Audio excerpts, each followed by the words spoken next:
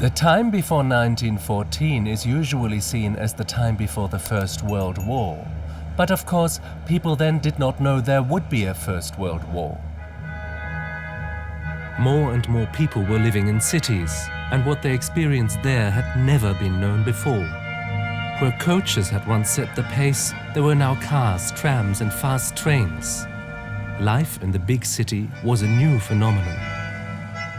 Wherever a person went, he found himself next to countless others. Everyone had become part of a crowd.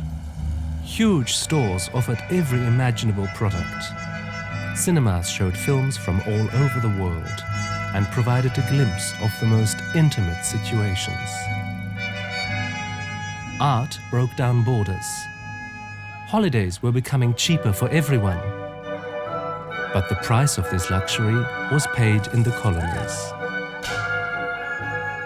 These are the Vertigo years. –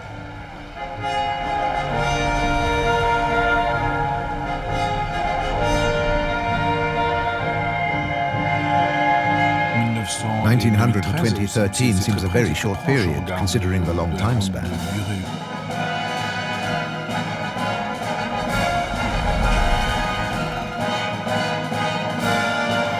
It was the century of women.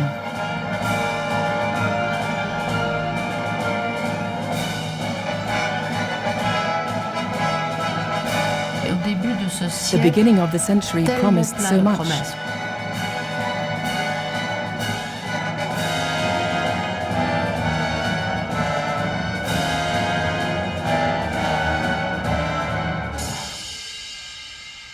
One big transformation after 1900 was the change in everyday habits. For the first time in history, millions of people took public transport every day to get to work. In Berlin in 1900 alone, 550 million people bought tramway tickets. Underground trains, trams and elevated railways were timed to the minute. And in the weekends, people streamed out to the sports stadiums to watch events like football or horse racing. It was something new, exciting, fascinating to be part of a huge anonymous crowd of people.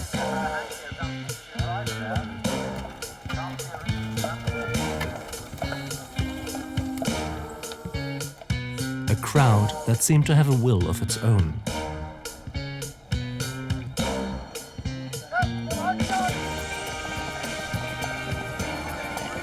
The years before 1914 were a time of the masses, of spectators, of the public.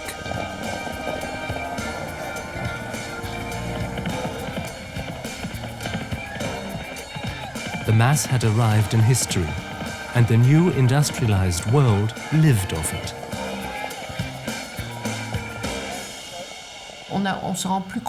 Hardly anyone realizes today what a dawning that time was, the end of the 19th century and the beginning of the 20th. Everything was awakening.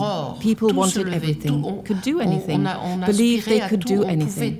There was everything. There was cinema, everything.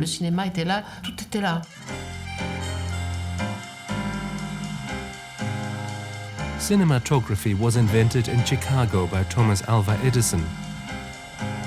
But the real history of cinema begins in Paris with the Pathé brothers and their competitors, the Lumière brothers. They shot their films in studios by daylight and for the first time with electric spotlights too. Before 1914, cinema was almost always French.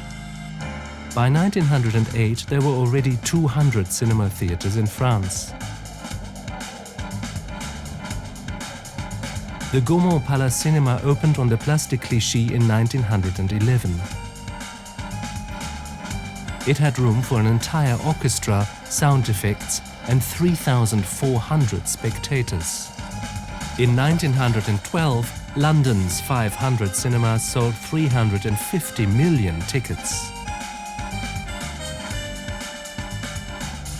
At first, people were content to watch moving images and fairgrounds, but soon they wanted more from their films. They wanted more lavish sets, better plots, and bigger stars. The 20th century was acquiring its own art form, cinema. Ariane Nouchkine staged her play Les Naufragés du Fol Espoir in her Paris studio in the Cartoucherie. It's set in the time of the cinema pioneers. The stage metamorphoses into a silent movie set. Action! Tire-moi! Il y a quelque chose dans le cinéma de cette époque. In the cinema of that time, within 10 or 20 years, they'd invented everything. The language of the image, the whole potential of the art of film, everything that strikes a chord with me.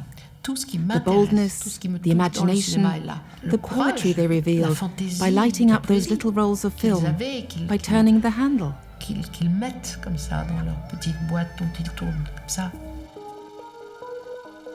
In the cinema, people could see for themselves things that until then they'd only known from newspapers and books, important events, disasters, distant lands. Never before had people been able to have the same experience at the same time in different places. This technology changed the way people saw the world. Cinemas turned people all over the world into a single community of experience.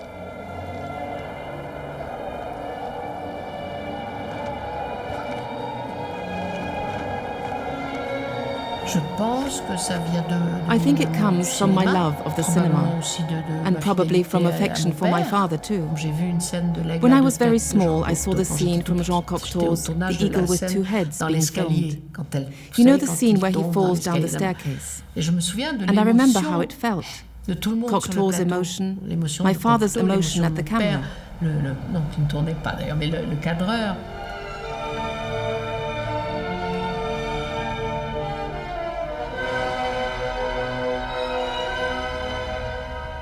I was very small when I saw that. It created all sorts of feelings.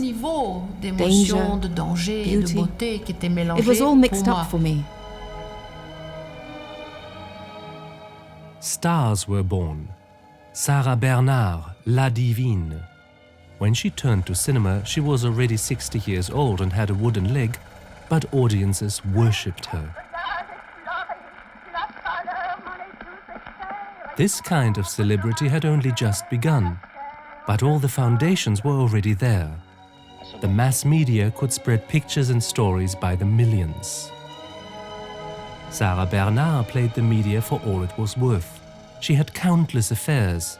Her lovers included the writers Gabriele D'Annunzio and Pierre Loti, as well as the inevitable Edward VII. Their scandals were outrageous and irresistible.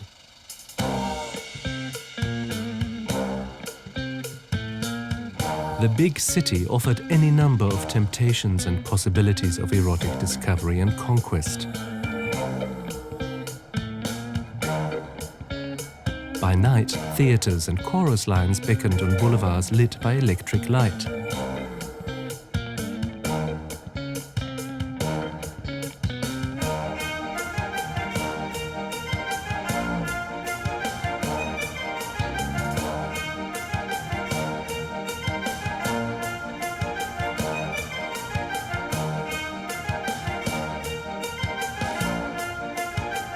Cinemas showed the audiences as much nudity as they could.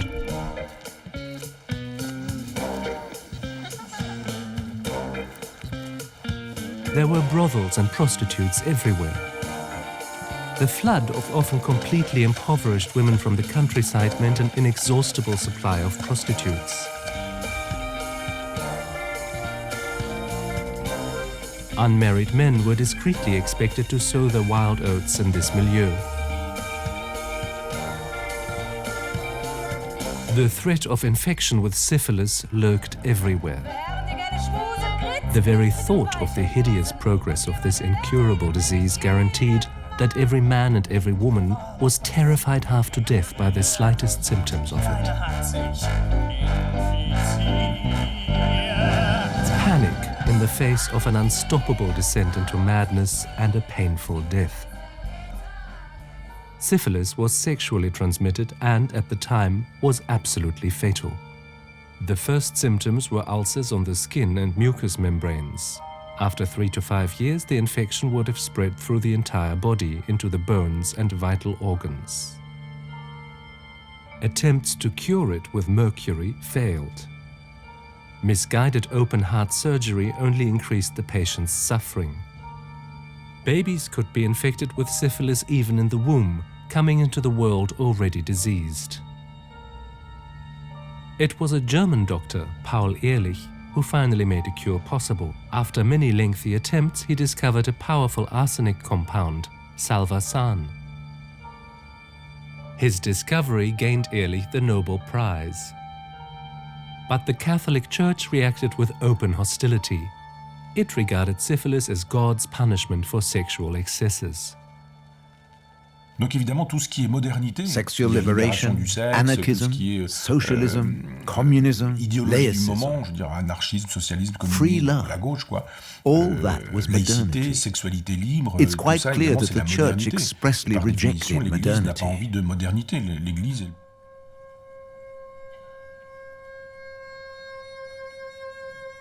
In Paris, the war between the traditional and the modern reached a new climax. The premiere of Igor Stravinsky's ballet, The Rite of Spring. He had a dream, a vision of a pagan ritual in which a young girl dances herself to death. The Russian composer Stravinsky lived in Paris. In the Théâtre des Champs-Élysées, he wanted to risk something quite new. This kind of music had never been heard before. The work was choreographed by the famous ballet star Václav Nijinsky.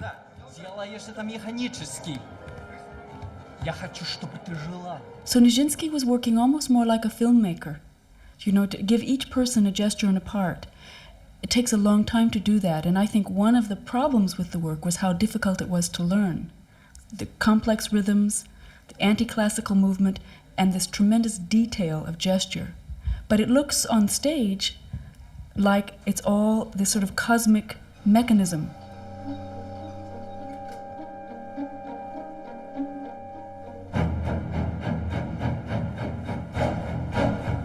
The whole pitiless ritual had a primeval power. Stravinsky had abandoned every traditional structure. His sounds were revolutionary, polyrhythmic. Even the orchestra found them strange. There were no conventional themes. Motifs and fragments attacked the audience with unexpected force.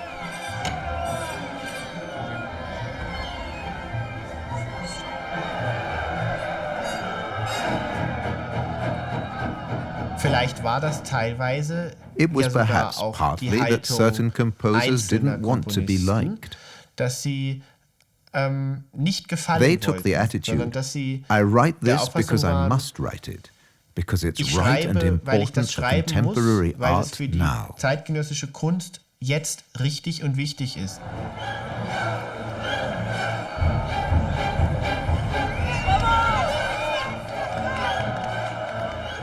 It was so pure. It was like the new dance, very like what came out of Central Europe 10 years later. This expressionistic movement, the emotion coming from the inside out. And I think it shocked people that it was so pure and so extreme.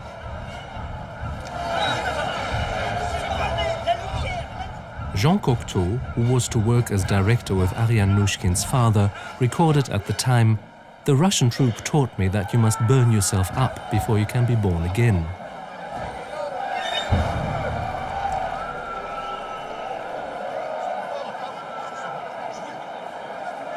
Conservative circles were horrified by this thrust into modernity.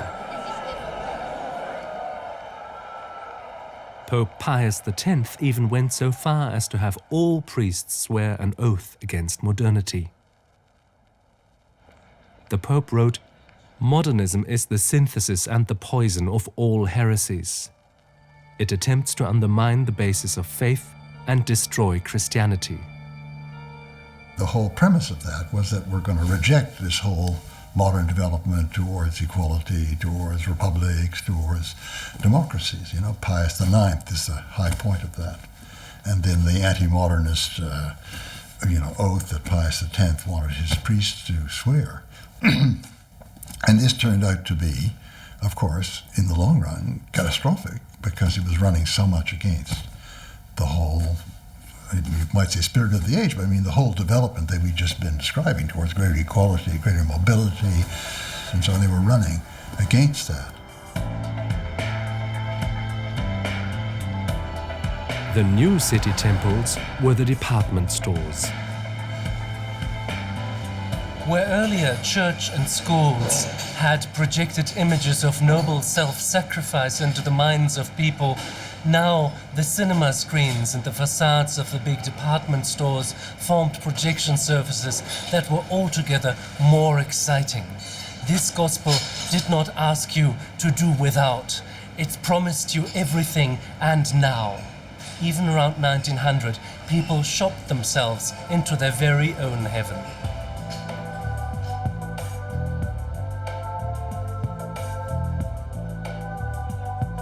The hour of consumerism had struck. In every city appeared gigantic engines of consumption. Mure and Marilis in Moscow was sending goods to every last corner of the Tsarist Empire. In 1905, Harrods installed the first 24-hour telephone service for orders.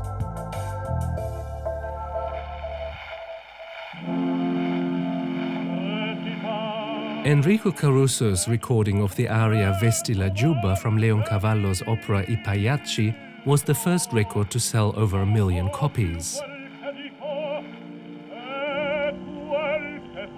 The palatial department store Du Fayel in Paris was a temple to consumers' dreams. Here, customers needed to pay only 20% down, with the balance in installments. By 1900, Du Fayel had 3 million customers and 400 branches. Their installment plan wasn't designed to appeal to the comfortable middle classes, but to people of modest means. Even during the 19th century, being well-dressed was the privilege of the happy few. Bespoke tailoring is a costly business. But around 1900 all that changed because tens of thousands of people were measured up and average sizes were formulated, clothes were pre-produced and sold off the rack at a fraction of the price. This was the age of the statistician, and people became a cipher first and an individual second. City streets were covered in advertising. The engine of this development was mass-produced industrial goods.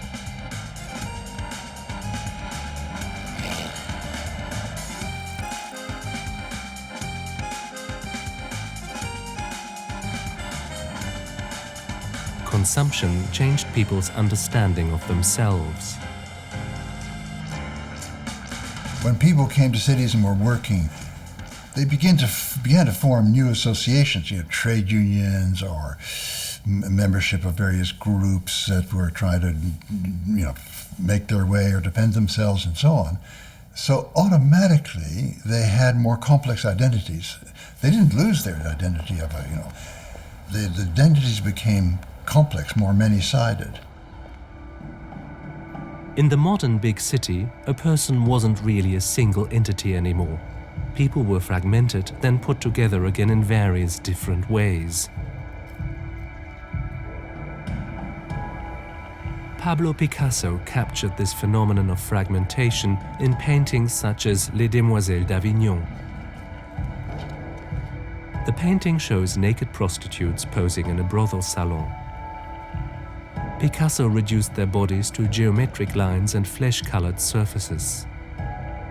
A face, shown from several perspectives simultaneously, destroyed the unity of time and space as much as the imaginary unity of the subject. Out of fragments, a new individual was formed. This means people were making choices. You see, when you have a many-sided identity, you consider yourself, well, this is really important for me and that's less important, right? So people begin to make choices.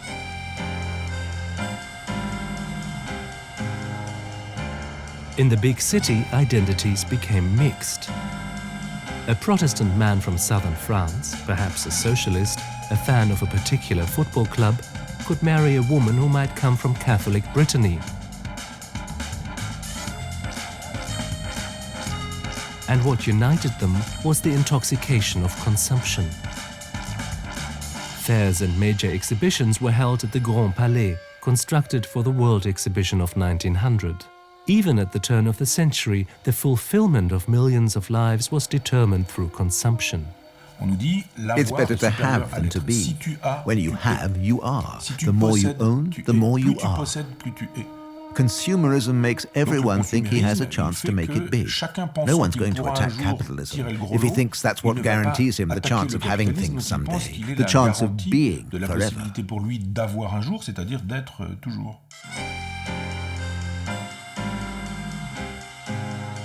The Grand Palais, a jewel in the middle of the capital. It had up to 40,000 visitors in a single day.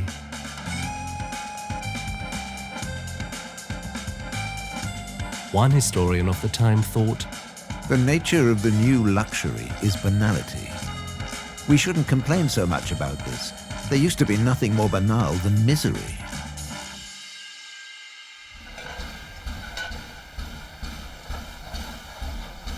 Regular hours of work also brought planned leisure time.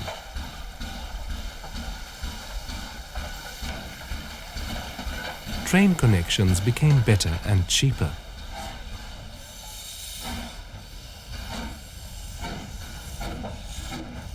People wanted to travel, to be entertained, to forget their ordinary everyday lives. For decades, the so-called better classes had spent their summers in the country. Now, suddenly, hundreds of thousands of people could leave the hectic pace of the city behind them and take a holiday of their own. The Germans went to the Baltic and North Sea, to the islands Rügen and Helgoland. The French went to the Mediterranean or the Atlantic. But the world champion holidaymakers were the British. Blackpool and Brighton were two of the main destinations. In 1900 alone, they were visited by 3 million people. In 1914, by 4 million, who came here, went to the beach and lay there, or took their hard-earned cash to the piers, where they went to the amusement arcades, to the music halls, or to the fairground attractions.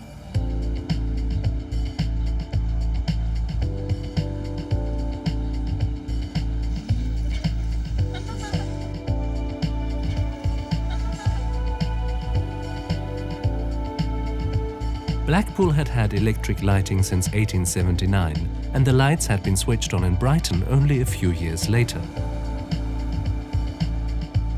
The tourists came in droves. By 1914, every 10th Briton had been to one of the seaside resorts. A large part of this general affluence was financed by the colonies. Their exploitation made Europe rich. At the turn of the 20th century, King Leopold II of the Belgians expanded the little coastal town of Ostend to a sophisticated bathing resort.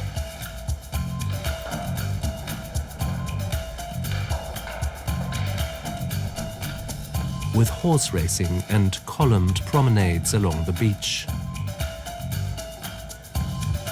The statue erected to his memory is missing a hand. It was cut off by political activists, for the history of Leopold II is one of Europe's darkest chapters.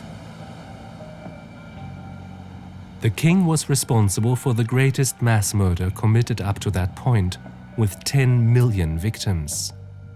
Het Belgische Congo-verleden is denk ik een van de The Belgian Congo's past is one of many open wounds in Belgium's endless troubles. It cost us an enormous effort to accept that one of our monarchs was a cruel tyrant in Africa. This harrowing story began with a harmless invention. For his little son's tricycle, the Irish veterinarian John Dunlop had taken a hose and made out of it 3 inflatable tires. Inflatable rubber tires really took bicycles to the masses, but these tires were stained with blood because the caoutchouc used as a raw material mainly came from the Congo, the personal possession of Leopold, King of the Belgians.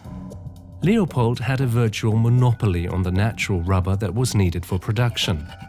For a part of the Congo as big as Europe was his own personal property. He exploited the land by installing a regime of terror.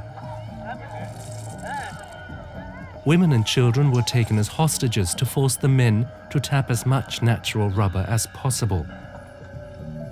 Those not reaching their quota were murdered, or the hands of their wives and children cut off.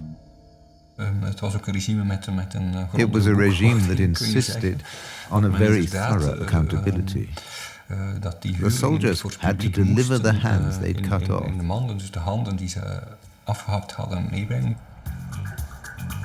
Watching the loading and unloading of ships in Antwerp harbour, shipping employee Edmund Morrell became suspicious.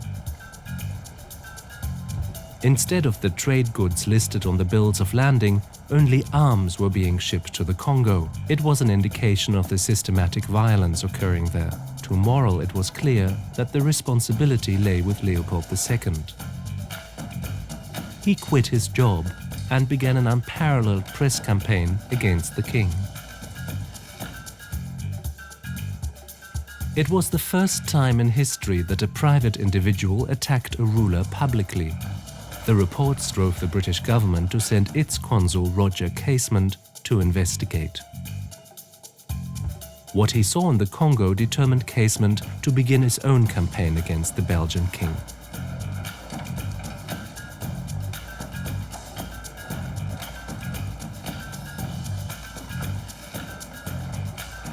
King Leopold, however, carried on murdering, spending the profits on vastly expensive monstrosities. The Triumphal Arch in Jubilee Park, the Palace of Justice.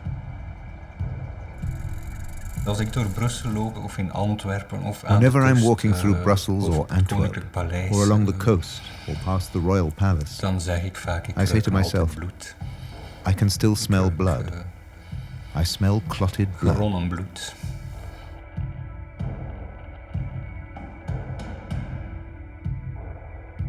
To justify himself, King Leopold claimed that he was missionizing the Congo. But the Baptist missionary John Harris, already working there, saw through the plan and began sending shocking reports back to Europe. And even more shocking, he sent photographs. Finally, however, the pressure generated by Morrell and Casement became so intense that he saw himself obliged to sell off his own colony to the Belgian state. For the Congo, Belgium paid about 500 million euros to Leopold. His direct heirs are still ruling the country, and after 100 years, the topic is still off limits in public. The king himself retired to his castle at Laeken, where he liked to pedal through the park on a tricycle and married a woman he had met as an underage prostitute. She was known derisively as the Queen of the Congo.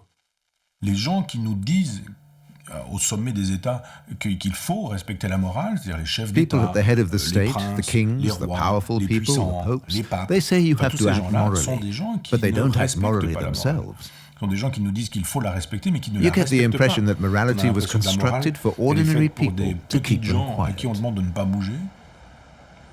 But ordinary people too were beginning to want more.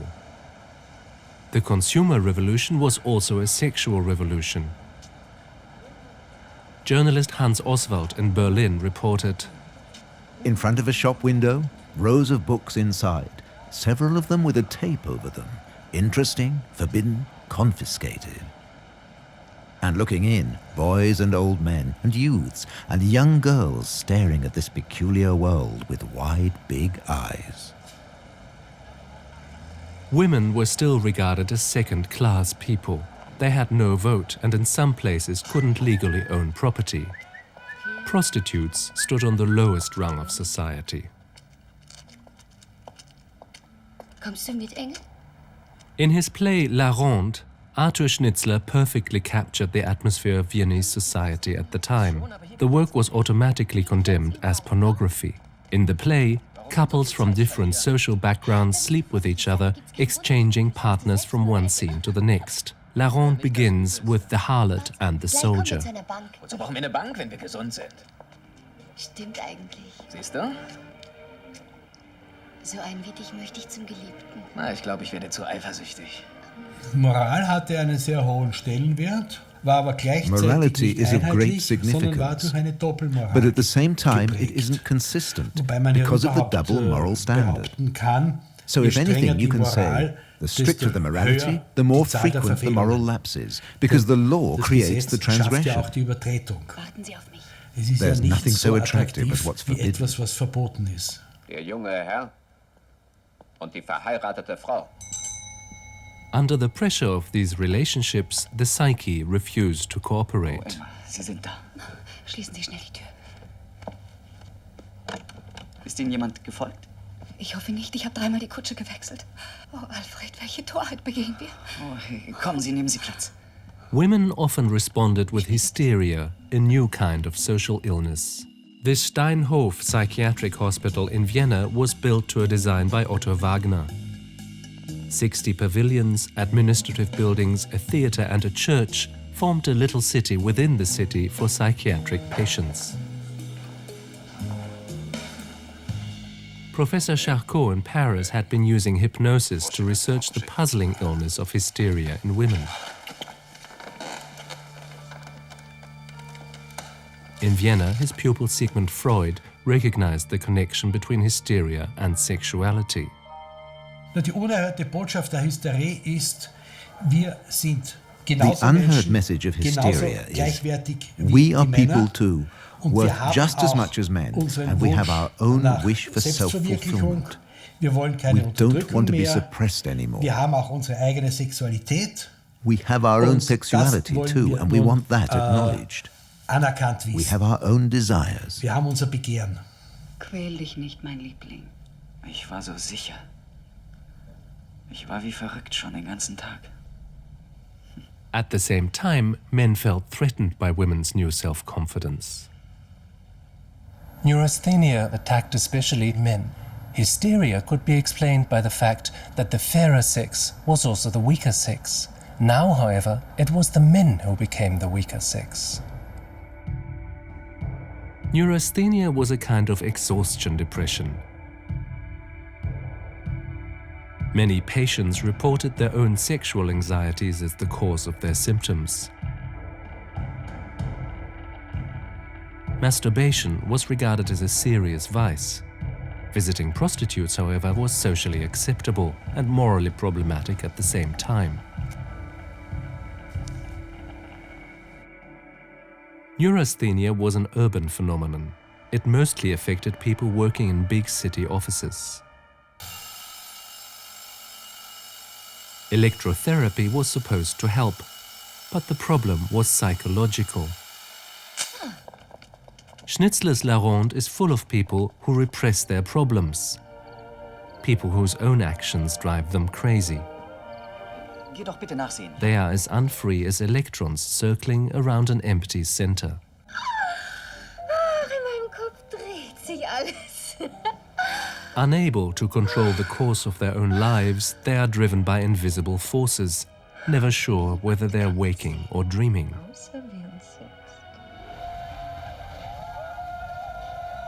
The older generation's ways were no longer a useful guide for young people. Parallel with the world of adults, youth culture was becoming a mass phenomenon. Young men and women were joining newly founded sports clubs.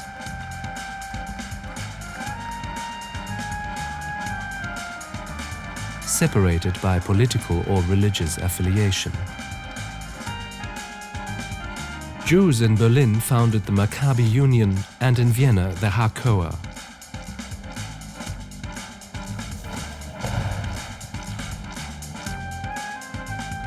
For the first time, young people were organizing themselves separately from adults. In Ramblers clubs like the Wandervogel, they defined their own environment.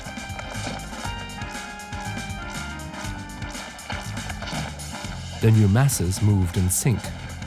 Mass gymnastics was in fashion. From this, a new being was supposed to emerge. But this was not only a matter of physical training, genetic conditions mattered too. Why not take a hand in creation when everything else seemed possible? Why not breed the new human being systematically? This new science was called eugenics. Its first congress was held at University College in London. It seemed the entire intellectual establishment was supporting the event. The prophet of eugenics was Francis Galton. As with horses and dogs, he wanted to use selective breeding to produce a highly gifted race of people. Patterns of hair and eye color helped to determine the ideal combinations.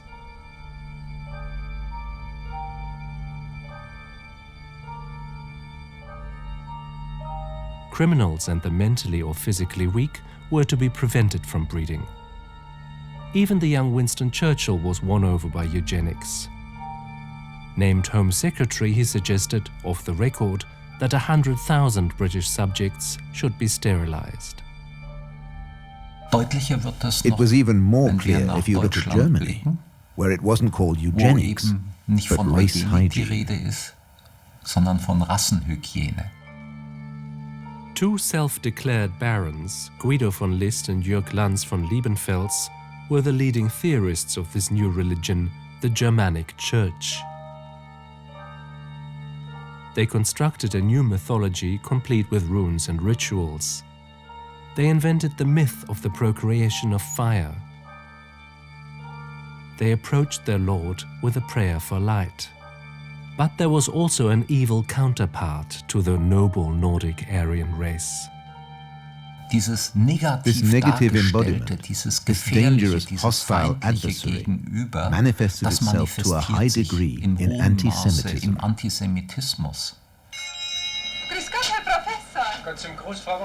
Their ideas were publicized in Liebenfeld's journal Ostara. Ostara Nummer 27, beschreibende Rassenkunde. Nummer 28, Antlitz der Rasse.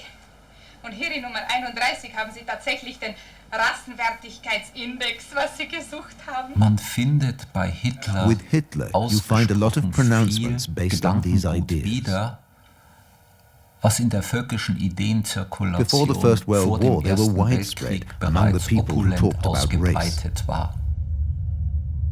From their self-invented heroic past, they inferred an exclusive claim to the future. It wasn't enough for them to invent a new ideology, it had to be seen as a divine mission. Das sind sozusagen They were, as it were, backward-looking prophets, in that they constructed their own past and argued from that. But that's also a part of modernity, a progressive step backward. Opposite this backward-looking modernity was the radical avant-garde. Die Nummer 45, Egon Schiele. Ich beginne hier bei 110.000 Euro. The painter Egon Schiele belonged to a new generation of artists. He died at only 28, but what he produced in his short life was incomparable.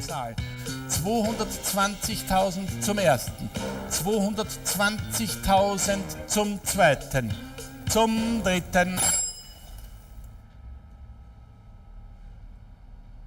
Schiele pushed his exploration of the human soul to the limit. The existential nakedness of his figures precludes any hint of voyeurism. For Schiele, the erotic is not so much a means of doing the viewer a favor or awakening his interest. It's always about existence itself. And sexuality, the erotic, is for him a means to an end. The psychologizing, this uncontrollable part of human existence. That's what Schiele revealed. Everything that had been taboo, everything that happened in secret but was publicly denied, was shown here in full view. Sex, masturbation, impotence,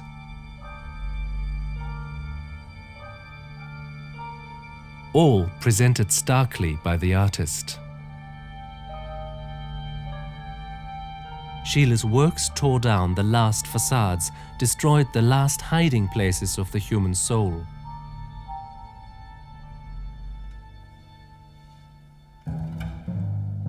In music, the great revolution was the 12-tone technique. Alban Berg wrote 4 songs to picture postcard texts by Peter Altenburg. Arnold Schoenberg and his pupils abandoned tonality, a provocation to the way music had been heard until then.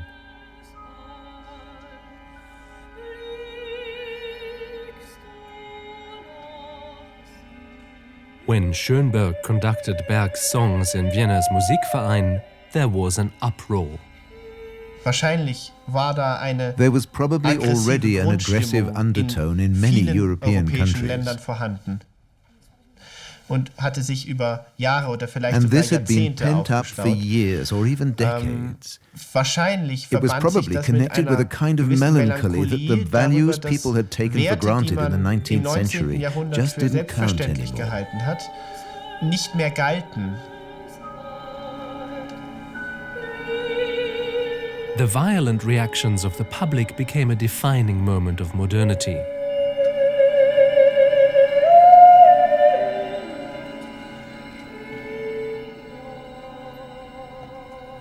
Stravinsky, Schiele, Alban Berg, the avant-garde had smoothed the path into the 20th century.